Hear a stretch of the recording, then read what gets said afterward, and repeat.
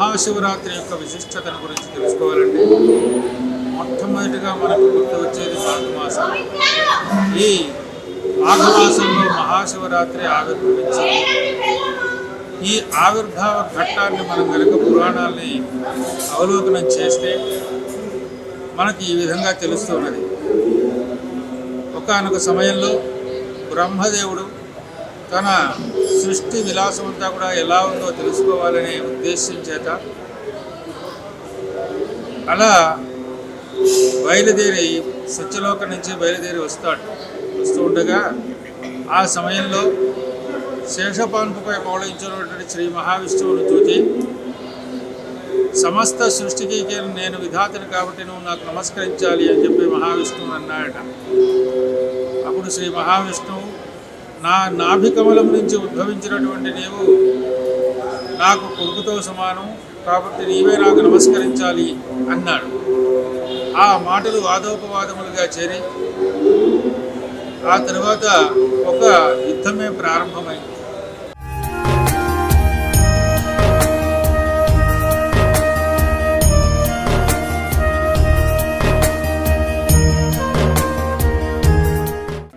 మహావిష్ణువు మహేశ్వరాస్త్రాన్ని ప్రయోగిస్తాడు. ఇలా ఈ రెండు అస్త్రములు కూడా ఒకటినొకటి ఢీకొని మహాప్రళయముల చేత లోకములన్నింటినీ కూడా భయపెడుతూ ఉండగా సమస్త జనువులు కూడా భయభ్రాంతులై ఊరుకున్నారట.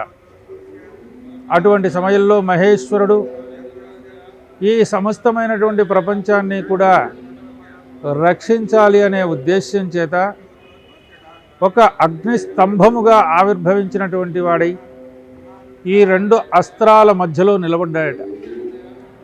ఈ రెండు అస్త్రాల మధ్యలో అంత పెద్ద రూపంలో మహేశ్వరుడు లింగ రూపంలో ఎప్పుడైతే ఆవిర్భవించాడో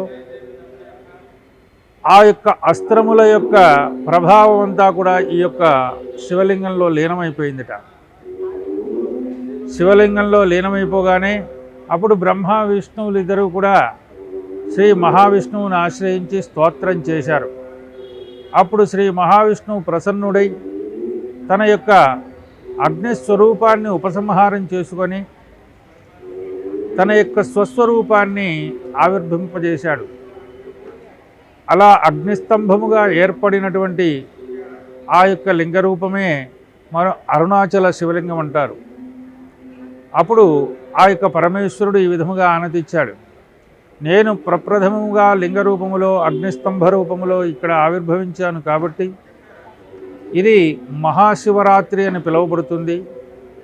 ఈ యొక్క తిథి త్రయోదశితో కలిసినటువంటి చతుర్దశి కాబట్టి ఈ యొక్క తిథి నాకు అత్యంత ప్రీతిపాత్రమైనది. ఈ యొక్క ప్రీతిపాత్రమైనటువంటి ఈ యొక్క మహాశివరాత్రి నాడు ప్రాతకాలమునే ఎవరైతే నిద్రలేచి నిత్యకృత్యాధికములన్నీ పూర్తి చేసుకుని నియతులై భస్మధారణులై అలాగే రుద్రాక్షమాలను ధరించి ఎవరైతే నన్ను మహాన్యాసపూర్వకంగా ఏకాదశ రుద్రాభిషేకంతో అర్చిస్తారో వారిని నేను అనుగ్రహిస్తాను అని పరమేశ్వరుడు అక్కడ ఆనతిచ్చాడు.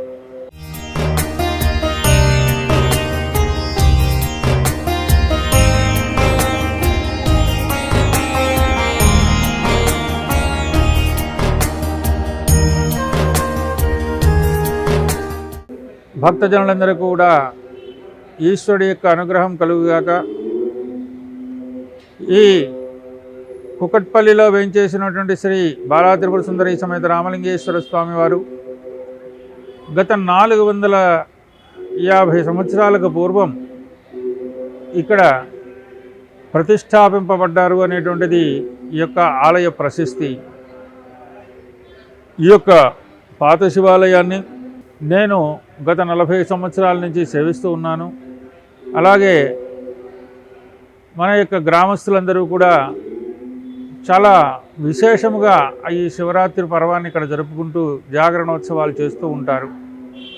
తత్సంబంధముగానే మన యొక్క కూకట్పల్లి నియోజకవర్గ ఎమ్మెల్యే గారైనటువంటి శ్రీ మాధవరం కృష్ణారావు గారి ఆధ్వర్యంలో అనేక విధములైనటువంటి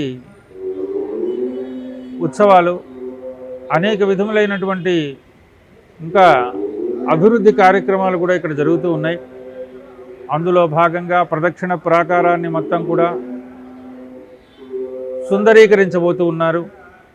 ఈ ఆలయంలో ఒక కొలను కూడా కట్టబోతూ ఉన్నారు. మరి ఇటువంటి శుభప్రదమైనటువంటి అనేక అభివృద్ధి కార్యక్రమాలతో పాటు ప్రతిరోజు కూడా మహాన్యాస రుద్రాభిషేకంతో ప్రారంభమైనటువంటి పూజా కార్యక్రమం మన యొక్క గ్రామ ప్రజలందరికీ కూడా చాలా ఆనందదాయకంగా ఉంటూ ఉంటుంది.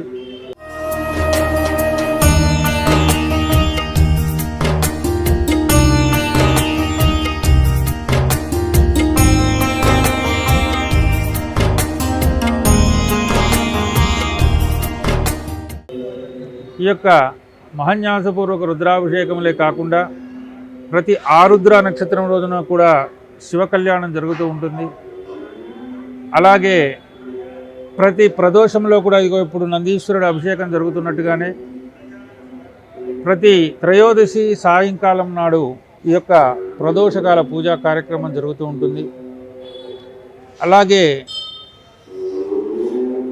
దక్షిణాయన పుణ్యకాలంలోనూ అలాగే ఉత్తరాయణ పుణ్యకాలంలోనూ కూడా సూర్యనారాయణ స్వామి వారి యొక్క పూజా కార్యక్రమం జరుగుతుంది.